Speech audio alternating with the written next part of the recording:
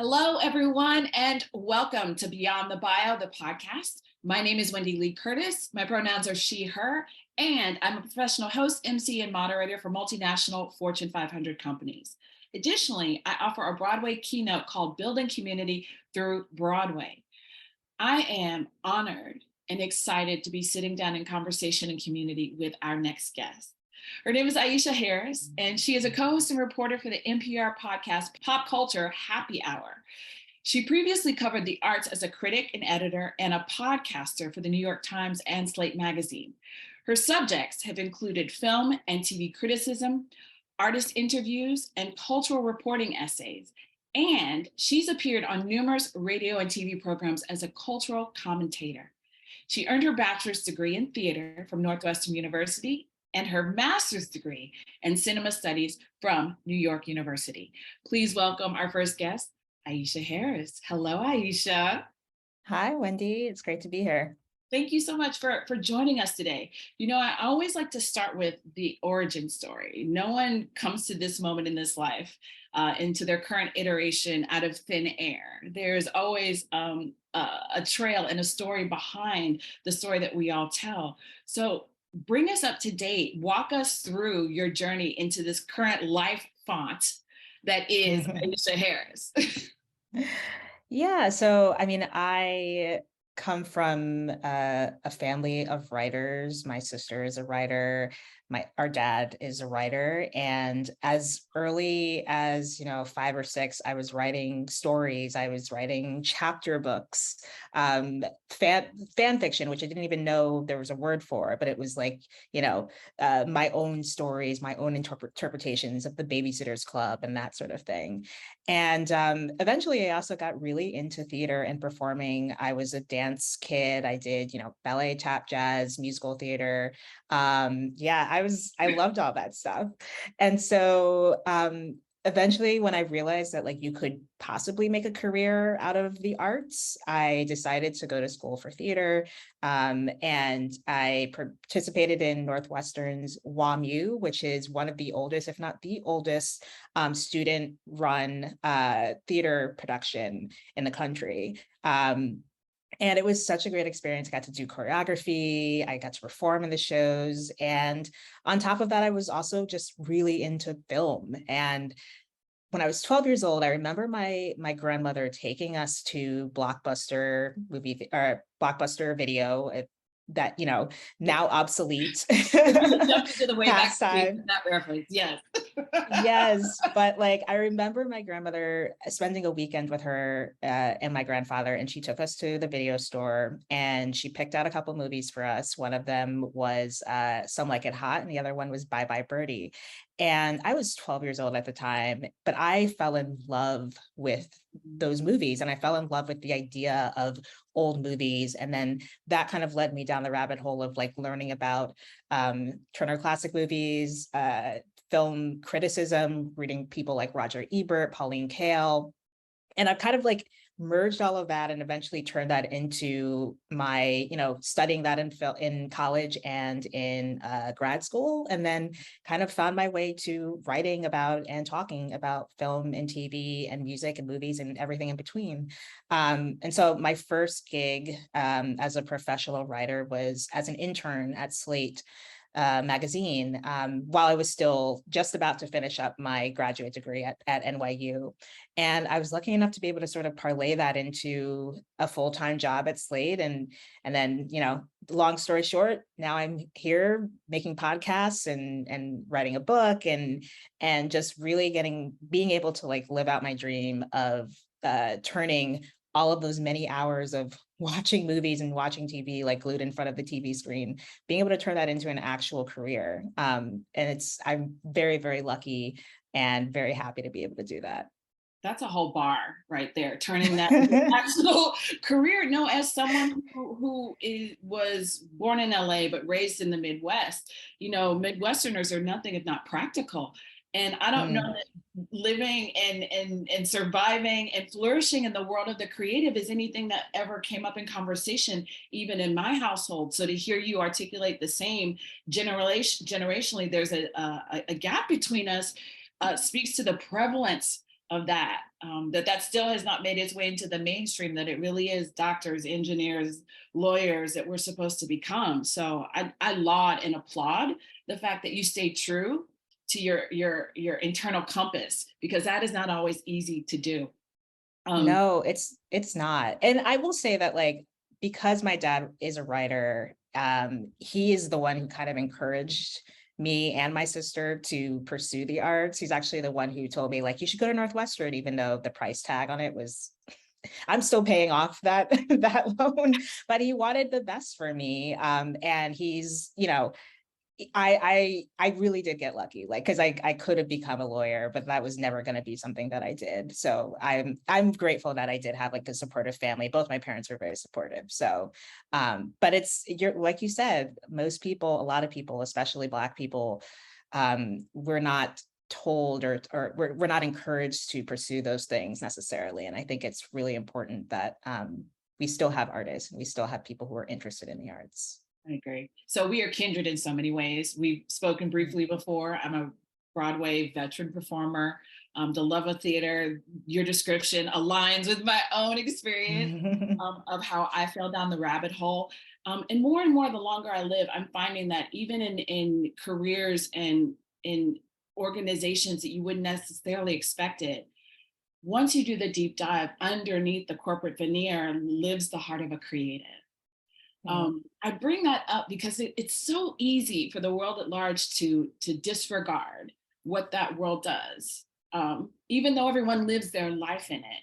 I would love to hear your thoughts about why you think this work, the work of the creative, the work of film and television, because this is really the nexus of the work that you do, why this work is important, and what those conversations should sound like versus what they currently sound like.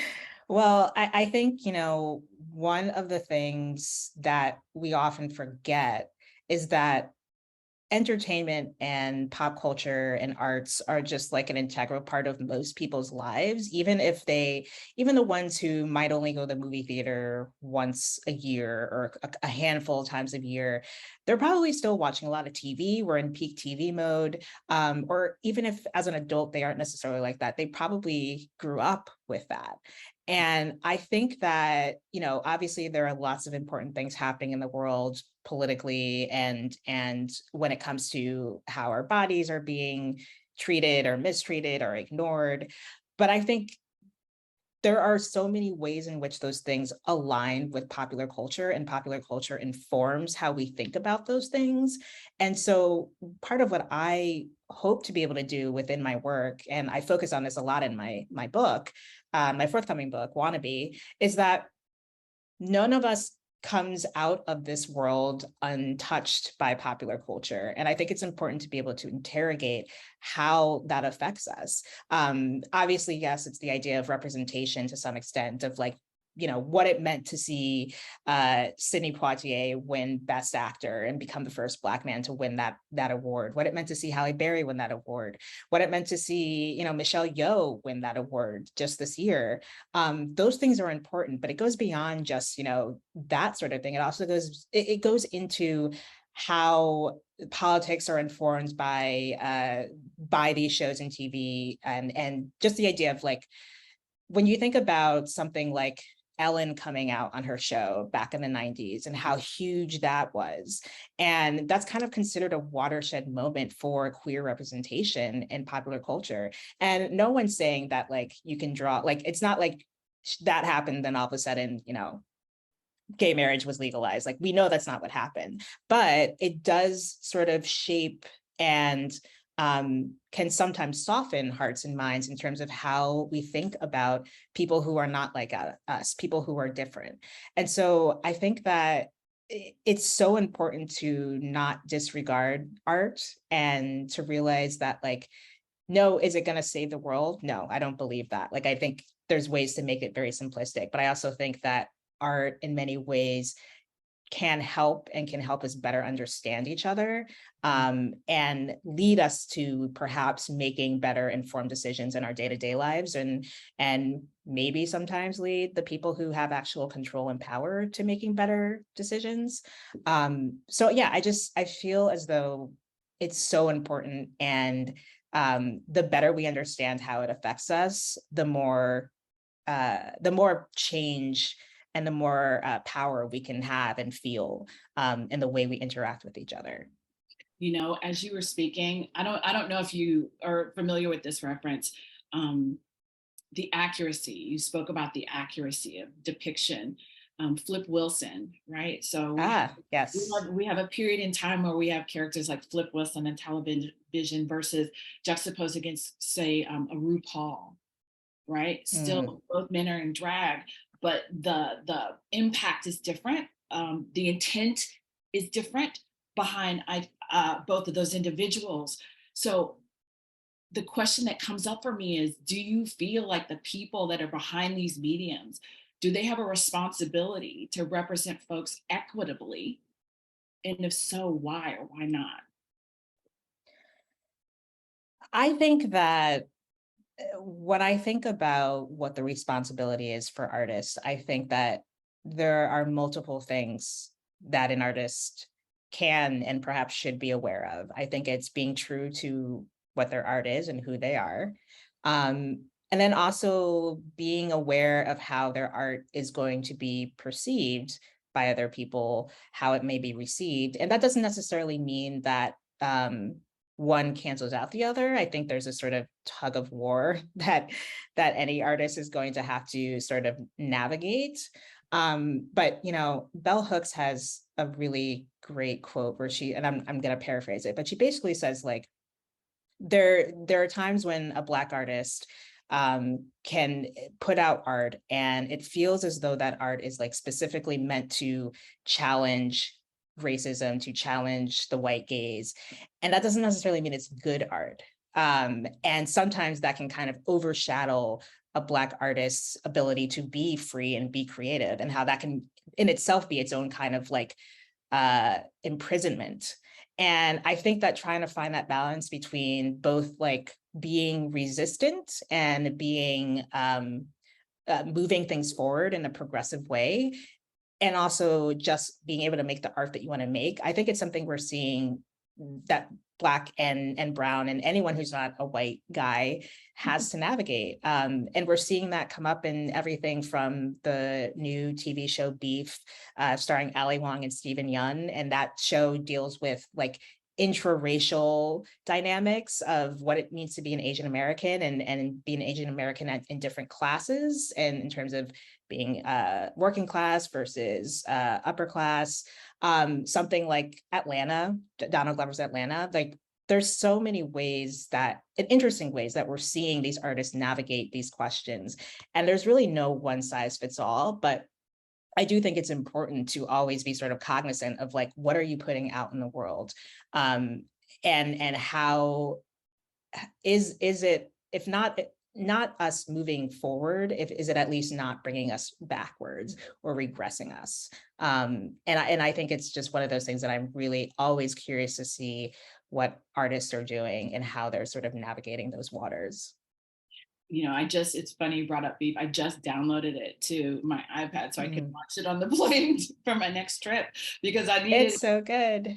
I needed like uninterrupted zero, because the way I want to multitask at all times, I literally have to be someplace where I'm in complete isolation to focus anymore, because I feel my attention being pulled and drawn in so many different directions. So thank you for co-signing on that. I'm glad I'm off to the right on the right track. I was talking with my daughter, who's Gen Z, right? So I'm Gen X, you're millennial, she's Gen Z, about my interview with you today. And she actually had a really interesting question. So I'm actually asking this one for her. Raven, if you're watching. Oh, cool. This is for you. She wanted to know, has social media changed the way that Blackness shows up in film and television? Well, I think social media has changed the way everything shows up on television and in film. I mentioned Donald Glover earlier, and I think that his most recent show, which was he co-created, Swarm, which is kind of a satire, a very dark psychological thriller / satire about that comments upon standom. And there's a character named Nija who is basically kind of like a sort of stand-in for Beyonce, like all of the sort of signifiers of Beyonce, the beehive, except they're the swarm instead of the beehive, and she's like queen, and all of her fans, like her most ardent fans, are always in people's DMs getting upset with people who say even the like least fawning, like give the least fawning amount of commentary on this artist. And I think that show is clearly informed by Black Twitter, by how Black fandom and standom, especially when it comes to Black women, and how they practice standom and fandom. I think that's like a perfect example of that. I think also just like Black Twitter, even though Twitter at this point is kind of in a very weird place right now, there was a point in time where Black Twitter was the sort of like tastemaker in many ways. And we've seen these things sort of trickle down into TikTok, and the way that often things that Black Twitter enjoy then eventually find their way into non-Black spaces. And I think the repercussions of that are going to be interesting to kind of figure out and see where that goes. But I definitely think it seeps into everything, even just thinking about the whole Megan Thee Stallion case, and the fact that there were sort of Black men who were, a lot of Black men seem to be on one side and a lot of Black women seem to be on another side in terms of defending her or demeaning her in that case, and the fact that she was shot by a friend, a male friend, who and the fact that she was dragged on the internet for that. And that's seeped into sort of her persona and how we receive her. And when she does finally kind of come back from, starts making more music again and that sort of thing, it really does play a role. And it's part of this ongoing conversation we're having about how Black women are treated online and in the media. So yeah, absolutely. It all plays a role. And for better sometimes, and also for worse, I think is my diagnosis. Yes, it was. I want to drill down into this idea of taste. You mentioned tastemakers. One of the more heated arguments I tend to see intergenerationally is around what is and what isn't in good taste. What is taste? What is taste, and who gets to be the arbiter of taste? Who are these arbiters of taste? What is taste? I mean, well, I think one of the things that is most freeing about social media, even though it has many, many problems, is the fact that that's kind of hard to pinpoint anymore. You could 20 years ago, 30 years ago, you could kind of pinpoint certain people, certain realms where those were sort of the ones who make the taste, whether it's like Siskel and Ebert, like for certain people, the masses, like you would rely upon them for your film criticism. I don't know, certain fashion designers were sort of the not Banana Republic, I'm thinking Abercrombie and Fitch. Like at one point that was considered like the thing for a certain demographic of the country. Now it's just kind of scattered, and whoever defines what taste is, it can come from anywhere. It can come from the tech world sometimes, it can come from TikTok, it can come from Rihanna, like it's kind of everywhere. And I don't think there's any sort of one arbiter of taste, but I do think that especially with social media now and the fact that things have just gotten so much more personal, like we take things personally, more personally than we might have done 10, 15 years ago. And so if a critic says they don't like a movie that you like you're going to go online and maybe get in their DMs, which has happened to me several times, and complain about how you're wrong about that movie. Like there's this idea that when someone says they don't like something you like, that it can feel like a personal attack. Mm-hmm. And I think that's everyone wants to think of themselves as having good taste. And I think that kind of stems from this very over personalization that social media and the internet just generally has made us feel. We live so much of our lives online now. And so we might interact differently with the people in our real lives, but like online, we all like to think we have some sort of taste. and the thing about taste is it's subjective. So they may think they have taste. Maybe they do, maybe they don't. All opinions aren't equal. I mean, No. that is one thing that social media has done. It's really made it a very egalitarian, equal playing field for anyone to weigh in. But that doesn't mean that every opinion has value or is true. Yes. You know, feelings are not facts. I keep reading that Yep. everywhere. Feelings are not facts. No, they are not. I like this idea around, and I hate to hear that people are jumping in your DMs when you're critiquing these movies. It comes with the territory. Feel like I got thick skin. I want to share with our viewers and our listeners a new project that you have out in the ethos. It's your new book, Wannabe, Yes. Reckonings with Pop Culture That Shapes Me. I scoured the internet, and one of my favorite descriptions of the book I want to share with our listeners. They wrote, it's like sitting down with her book is like getting a chance to hang out with your smart, hilarious, pop culture obsessed friend for longer than you've ever been able to before. And the theater nerd in me is cheering loudly. When I perused the book, one of my favorite chapters was chapter 2, and it's entitled Blackety Black, How to Be a Critic, and you put in parentheses of Black art asterisk. Can you explain the subtitle? And then I want to delve into the content of that chapter.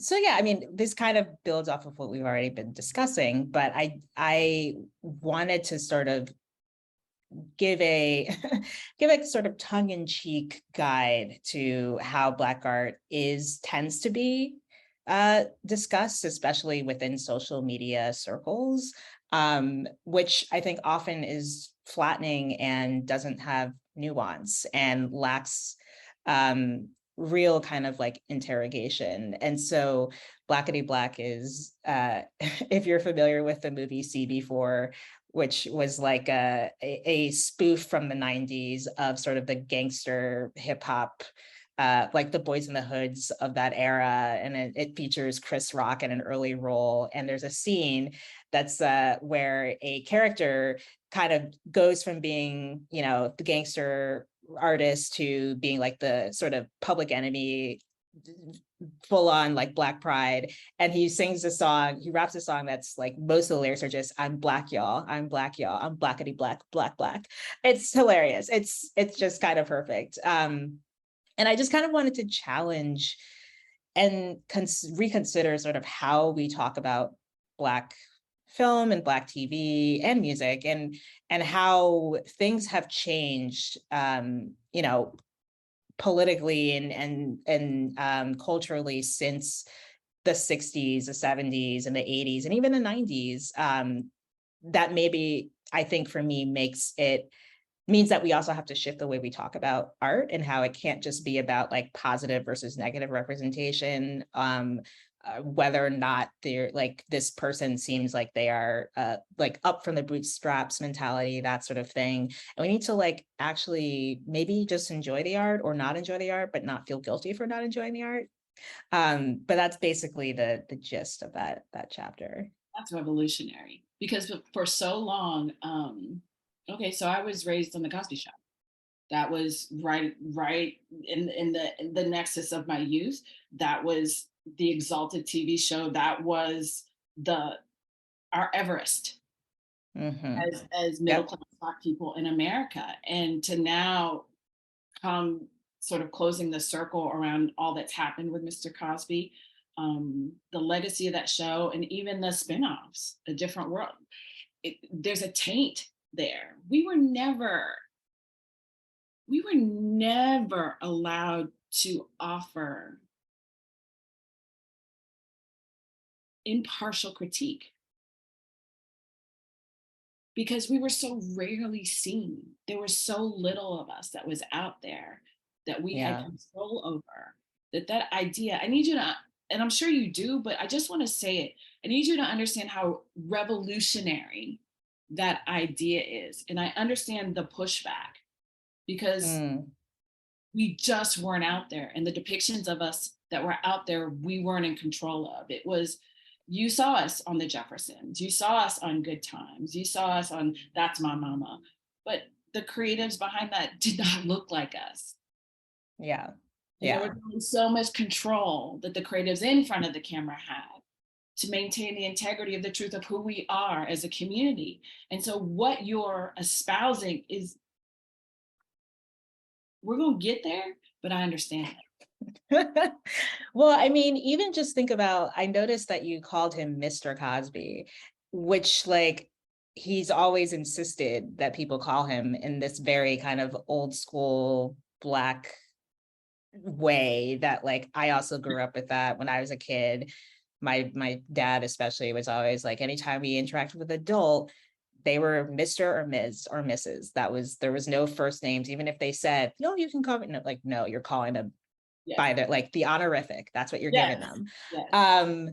And it's hard to shake that if you, especially if you grew up at a certain period. Like I grew up on Cosby too. Like even though I'm younger than you, I think like between our two generations, Gen Z probably not for obvious reasons, but like millennial Gen Xers, we grew up on that.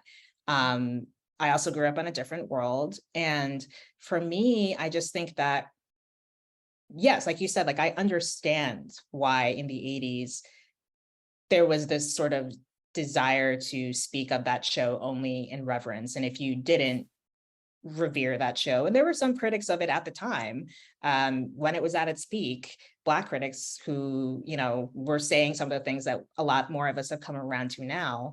But like there was a sense like you had to sort of stay in line and just like be happy that this exists. And the Cosby Show is like, that did lead to, in my opinion, even better Black shows, including Living Single, Girlfriends. Like I don't think you have those shows without having the Cosby Show first. So I get that, but things have changed. Like I say in the chapter, there was a period of time where Jet magazine would have, like they would list all the movies and TV shows that would be airing on TV with Black actors and Black casts. Now the Jet magazine is like this big, right? It's like a little kind of pamphlet almost. It's not the size of Essence. It's not like a normal size magazine. And so they would be able, there's a period in time where they were able to fit all of the appearances that a Black person would be in a given week, all of it on one page this big. Yes. And like, that was it. We don't live in that era anymore. We have, and again, things are not great. They're not perfect. Shows, especially shows starring Black and brown people, are getting canceled left and right prematurely, thanks to this great sort of like between HBO, Warner Brothers, like all these studios that are deciding, oh, we don't want to spend money. We need to tighten our bootstrap or tighten our belt straps.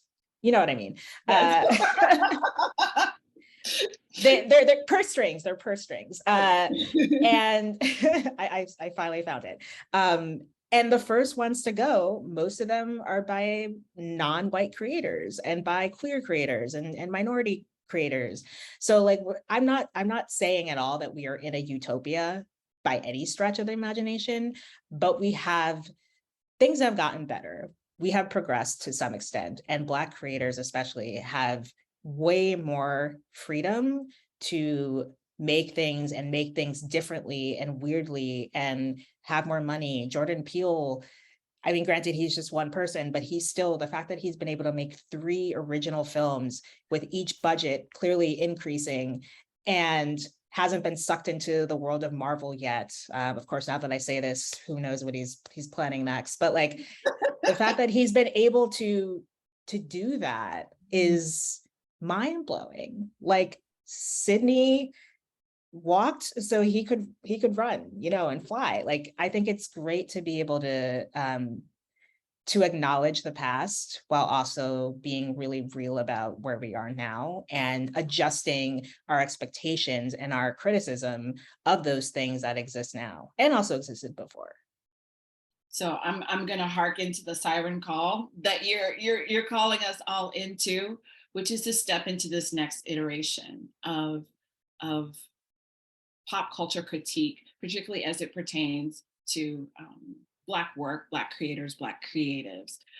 This has been so enjoyable. If you don't have the book, I'm going to say the title again because I want to make sure you get this, because Aisha Harris is chef's kiss in the space of film, TV, pop culture. The book is called Wannabe: Reckonings with the Pop Culture That Shapes Me. Aisha Harris, thank you so much for joining us today. It has been an honor and a pleasure to be in community and conversation with you today. Same. Thank you so much. It was a joy. I really, truly enjoyed it. Thank you.